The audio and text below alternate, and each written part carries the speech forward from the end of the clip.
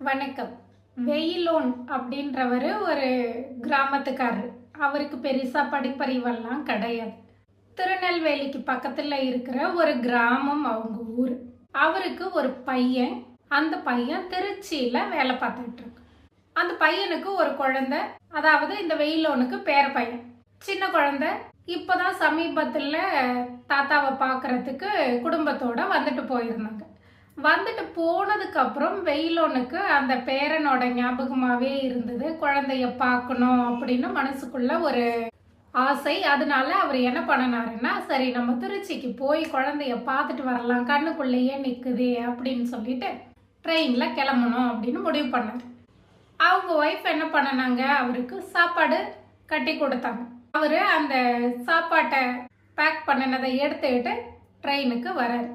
நமக்கு தெரியும், திருநெல்வேலியிலேருந்து திருச்சிக்கு போகும்போது ஒவ்வொரு ஸ்டேஷன்லையும் நிற்கும். பல பேர் இறங்குவாங்க, சில பேர் ஏறுவாங்க, சில பேர் இறங்கி ஏதாவது வாங்கிக்கிட்டு ஏறுவாங்க. இந்த மாதிரிலாம் ஏறுறதும் இறங்குறதும் அந்த எல்லாமே எப்போதும் நடக்கிற அந்த ட்ரெயினோட சூழ்நிலைகள் அன்னைக்கும் நடந்துச்சு. இந்த வெயிலோன் என்ன பண்ணினாரு, அவரோட கிராமம் அந்த அவர் ஏற வேண்டிய ஸ்டாப் கிட்ட வந்த உடனே கரெக்டாக ட்ரெயின் பார்த்து ஏறினார். அவர் கையில இருந்த சாப்பாட்டை கீழே வைக்கிறதுக்கு அவருக்கு பயம். அவர் எதை வேணாலும் தாங்குவாரு, ஆனா சாப்பாட்டை ஸ்கிப் பண்ணணும், ஒருவேளை சாப்பாடு இல்லாம இருக்கணும் அப்படின்னா அவரால் அது முடியாது. அதனாலதான் அவங்க மனைவி சாப்பாடை செஞ்சு கொடுத்துருந்தாங்க.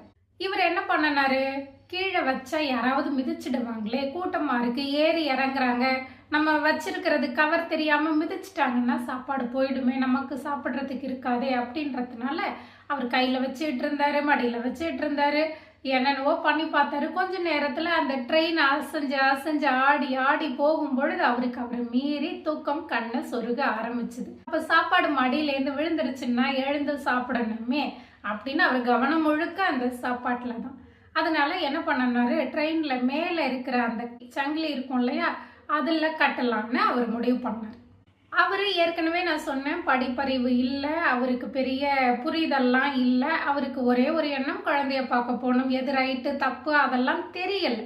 அந்த ட்ரெயின்ல அந்த கம்பார்ட்மெண்ட்ல எத்தனை பேர் இருக்காங்க, எப்படியும் இதை பார்த்துட்டு தானே இருப்பாங்க. யாரும் எதுவும் பேசல. இவர் என்ன பண்ணாரு, அந்த செயின்ல சாப்பாட்டை கட்டி தொங்க விட்டுட்டு படுத்துட்டாரு. போயிட்டே இருந்த ட்ரெயின் கொஞ்ச நேரத்துல நின்று போச்சு. ட்ரெயின் நின்று போச்சு. எல்லாரும் இறங்குறாங்க, ஏறுறாங்க, அதிகாரிகள்லாம் வராங்க. ஒன்றும் புரியல சில பேருக்கு, என்னாச்சு, ஏன் நின்றுச்சு அப்படின்னு. ஒவ்வொரு கம்பார்ட்மெண்ட்டாக வந்து செக் பண்ணுறாங்க. கரெக்டாக இந்த கம்பார்ட்மெண்ட்டுக்கு வராங்க. வந்து அந்த செயினில் தொங்கிட்டு இருக்கிற கவர் யாரோடதுன்னு கேட்குறாங்க. அதுக்கு வெயிலோன்னு சொல்கிறாரு, இது என்னோடது தான். சாப்பாடு கீழே வச்சா யாராவது மிதிச்சிடுவாங்க, எனக்கு பசி தாங்காதுன்றதுனால நான் இங்கே தொங்க விட்டுருக்கேன் அப்படின்னு சொன்னார்.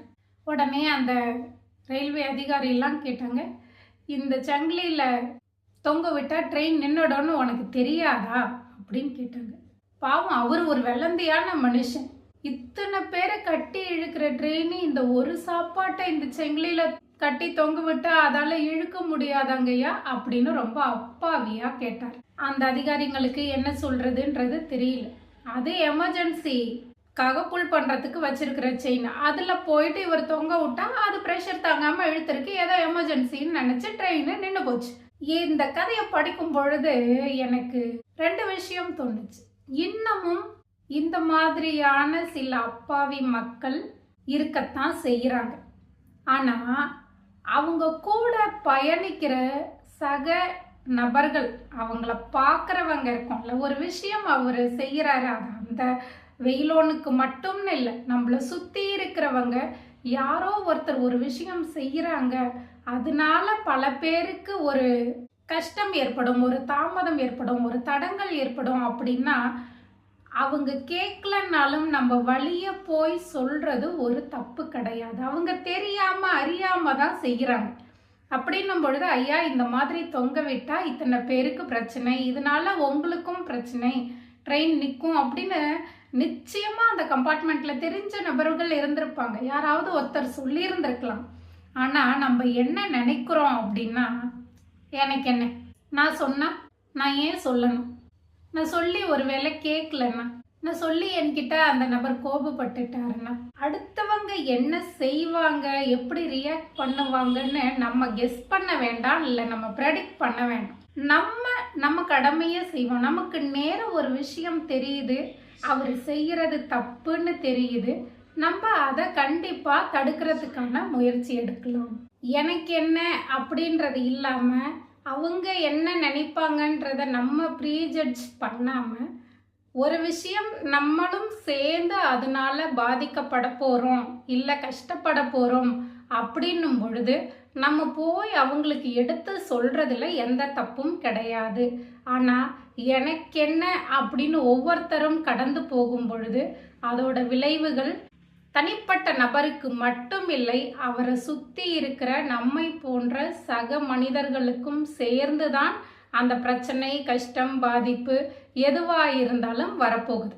அதனால முடிஞ்ச வரைக்கும் நம்மளை சுற்றி ஒரு விஷயம் நடக்குது, அது நம்ம மனசுக்கு நம்ம பார்த்து வந்த வரைக்கும் இது சரியில்லை, இல்லை இந்த மாதிரி செஞ்சால் அது சரியாக இருக்காது, அது தப்பு அப்படின்னு தோணுச்சுன்னா தயவு செஞ்சு நம்ம போய் அவங்க கிட்ட அவங்களுக்கு புரிகிற விதத்தில் இதை இப்படி செய்யக்கூடாது, இதனால இந்த விளைவு ஏற்படும், அது உங்களுக்கு மட்டும் இல்லை மற்றவர்களுக்கும் கஷ்டம், அதனால இப்படி செய்யலாம் அப்படின்னு அவங்க அக்செப்ட் பண்ணுற மாதிரி அவங்களுக்கு ஆல்டர்னேட்டிவையும் நம்ம சொன்னோம்னா கண்டிப்பாக யாராக இருந்தாலும் கேட்பாங்க.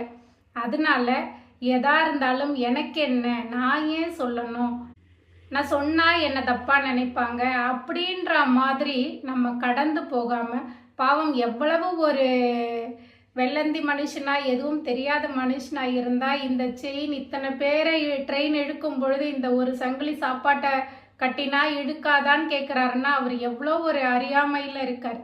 அப்போ அந்த மாதிரி நபர்களையும் இந்த சமூகத்தில் மேலே தூக்கி கொண்டு வர வேண்டிய பொறுப்பு, கடமை நிச்சயமாக நம்மள மாதிரி கொஞ்சம் படித்து வந்த நபர்கள்கிட்ட இருக்குது. அதை நம்ம சரியாக செய்யணும் அப்படின்றது இந்த கதை மூலமாக நான் புரிஞ்சுக்கிட்ட விஷயம். அதை இன்னைக்கு நான் உங்ககிட்ட பகிர்ந்துக்கணும் அப்படின்னு நினச்சேன். இந்த வீடியோ உங்களுக்கு பிடிச்சிருந்ததுன்னா லைக் பண்ணுங்கள், ஷேர் பண்ணுங்கள், மறக்காமல் என்னோட தமிழ் கிறுக்கி சேனலை சப்ஸ்கிரைப் பண்ணுங்கள். தேங்க்யூ.